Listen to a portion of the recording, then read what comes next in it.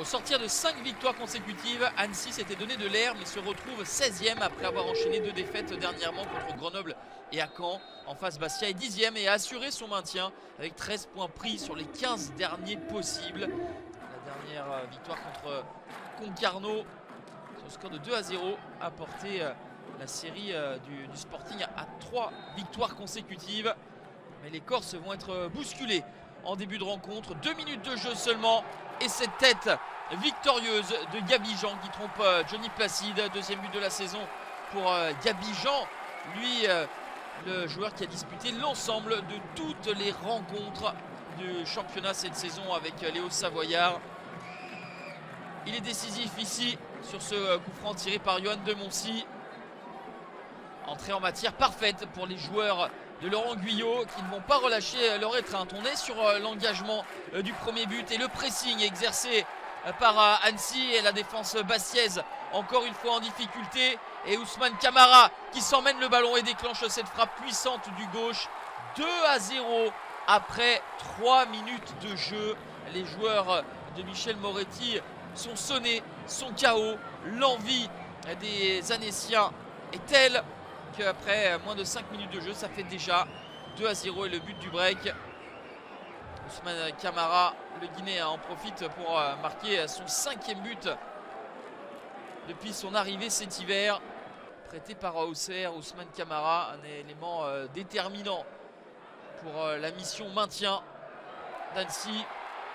Et le cauchemar des Corses n'est pas terminé. 6 minutes de jeu, Nordine Candil va filer et lobé Johnny Placide. 3-0, 4e but pour le Marocain qui a souvent été à la passe, mais ces derniers temps il se mue en buteur.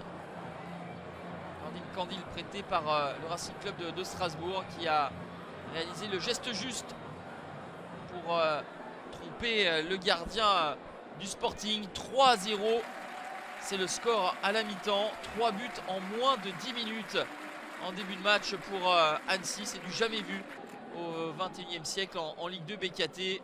Candil, Camara et Jean dans le désordre sont les 3 buteurs pour Annecy. Bastia n'a pas existé dans cette première période. Les Corses qui, on le disait, restaient sur 3 victoires consécutives. Mais là, on ne sent pas la confiance des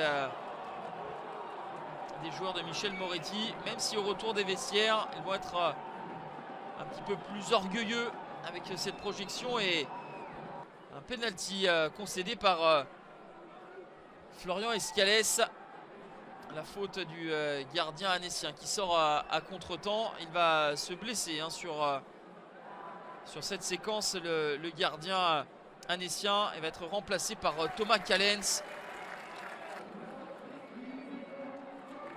Penalty à suivre pour Bastia avec Benjamin Santelli qui va se présenter devant Thomas Callens.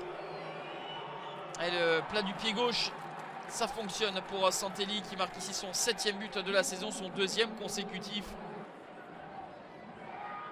Au match aller, Bastia s'était imposé 2-1. Là, il signerait déjà pour le point du nul ici au Parc des Sports. Mais il reste encore du temps.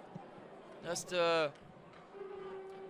une demi-heure à jouer encore pour espérer inverser la situation. Et Annecy, étrangement, se met à paniquer. N'a plus la sérénité du premier acte, les enchaînements de passes, le mouvement.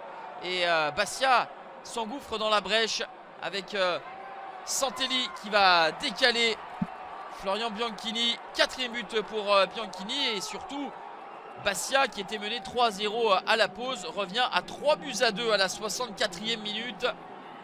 Voilà comment une rencontre qui s'annonçait bien pour les Annéciens va se terminer avec beaucoup de tension et des frayeurs. Un signe que les joueurs de Laurent Guyot ne sont plus en maîtrise. Ce carton rouge direct pour Johan de Moncy. Et malgré la supériorité numérique, Bastia ne reviendra pas dans la souffrance. Annecy 15e parvient à résister, s'impose 3-2. Un résultat qui éloigne les Hauts-Savoyards de 5 points de la zone rouge. Bastia est 12e.